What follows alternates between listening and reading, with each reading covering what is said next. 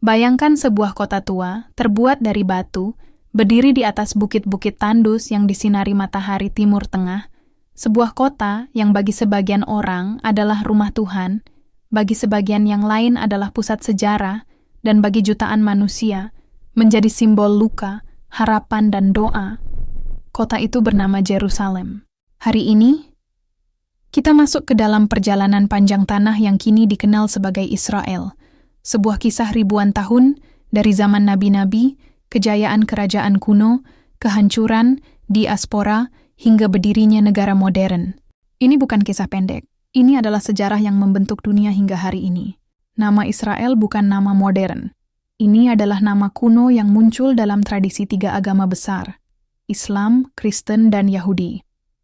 Dalam tradisi tersebut, Nabi Yakub alaihissalam dikenal sebagai Israel.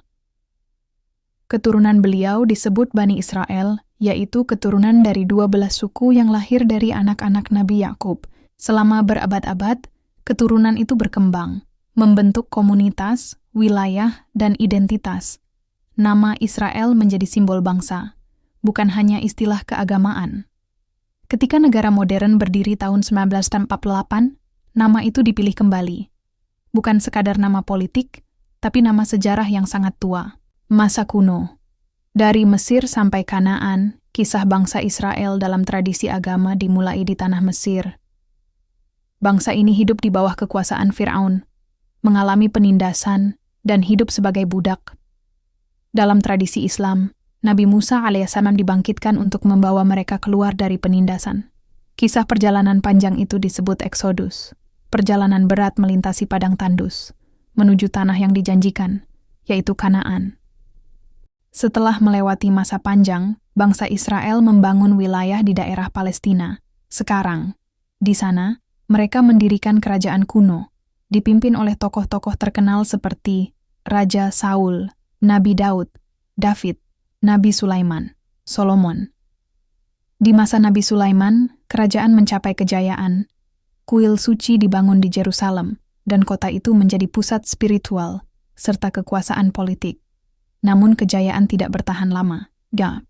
Kehancuran kerajaan dan diaspora. Setelah Nabi Sulaiman wafat, kerajaan terpecah dua. Kerajaan Israel di utara, kerajaan Yahuda di selatan. Musuh-musuh datang silih berganti. Assyria menyerang. Lalu Babilonia menghancurkan Yerusalem dan kuil suci.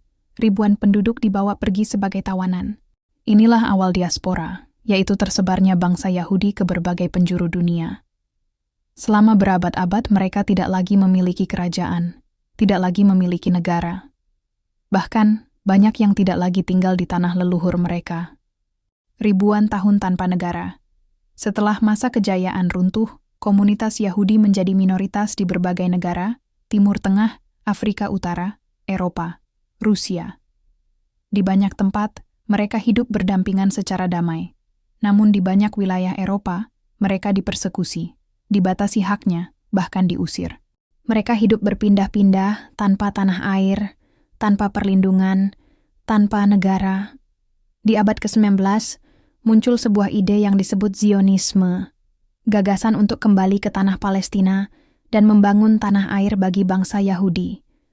Tokoh pentingnya adalah Theodor Herzl, seorang jurnalis dan pemimpin politik.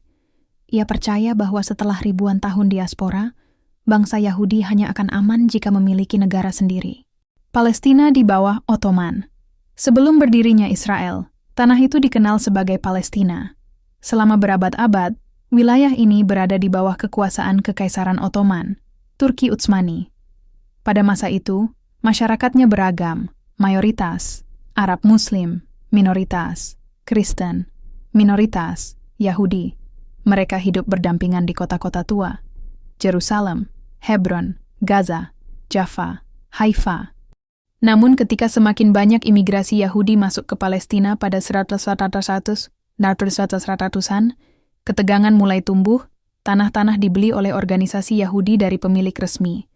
Namun penduduk Arab lokal yang tinggal di tanah sewaan sering terusir. Dari sinilah konflik etnis dan politik mulai muncul. Perang Dunia I dan Inggris masuk Palestina. Ketika Perang Dunia I berakhir, Kekaisaran Ottoman kalah. wilayah Palestina jatuh ke tangan Inggris melalui Mandat Palestina. Dalam periode Inggris, ratusan ribu Yahudi bermigrasi dari Eropa, banyak melarikan diri dari antisemitisme. Penduduk Arab Palestina merasa tanah mereka terancam. Mereka takut suatu hari Palestina tidak lagi menjadi milik mereka. Kerusuhan dan bentrokan pecah, konflik semakin besar. Holocaust mengubah dunia. Ketika Hitler dan Nazi berkuasa, tragedi besar terjadi. Jutaan Yahudi menjadi korban pembantaian yang dikenal sebagai Holocaust. Setelah tragedi itu, dunia internasional berubah. Ada tekanan kuat untuk memberikan tempat aman bagi bangsa Yahudi. Banyak negara, termasuk Amerika dan negara Eropa, mendukung berdirinya negara Yahudi di Palestina. PBB membagi Palestina dan Israel berdiri. Tahun 1947, PBB mengusulkan pembagian Palestina menjadi dua negara Arab, Palestina, negara Yahudi, Israel. Yerusalem dijadikan kota internasional. Pihak Yahudi menerima usulan PBB, pihak Arab Palestina dan negara-negara Arab menolak. Tanggal 14 Mei 1948, Israel memproklamasikan kemerdekaannya. Keesokan harinya, perang meledak antara Israel dan negara-negara Arab. Israel menang dan wilayahnya meluas lebih besar dari pembagian awal. Ratusan ribu warga Palestina mengungsi. Peristiwa ini dikenal sebagai Nakba. Konflik ini belum berakhir hingga hari ini. Perang-perang besar. Sejak berdiri, Israel terlibat banyak perang. 1948, Perang Arab-Israel. 1956, Krisis Suez. 1967, Perang 6 Hari. Israel merebut Gaza, Sinai, tepi barat, Yerusalem Timur. 1973, Perang Yom Kippur, konflik Lebanon, Intifada Palestina, konflik Gaza modern. Setiap perang meninggalkan luka, korban, dan kemarahan di kedua belah pihak. Proses perdamaian. Meski konflik terus terjadi, beberapa perjanjian damai pernah terwujud. Camp David 1978, Israel dan Mesir berdamai. Oslo, 1993, Israel dan PLO saling mengakui. Israel keluar dari Gaza tahun 2005. Namun masalah besar masih ada. Pengungsi Palestina, Gaza yang terblokade, tepi barat yang dikuasai Israel, status Yerusalem, kekerasan yang berulang. Israel dan Palestina berdiri berdampingan.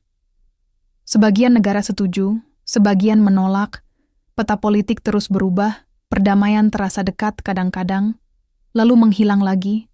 Namun satu hal pasti, tidak ada manusia yang ingin hidup dalam perang selamanya.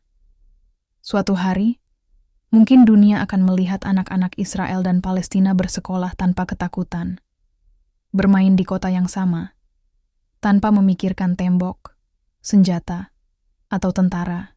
Karena pada akhirnya, Tuhan tidak menciptakan manusia untuk saling membunuh, tetapi untuk hidup dalam kedamaian. Sejarah Israel adalah sejarah panjang manusia mencari rumah, tapi bumi ini bukan rumah satu bangsa saja. Ini rumah seluruh umat manusia. Dan hanya dengan perdamaian, sejarah tidak lagi ditulis dengan air mata,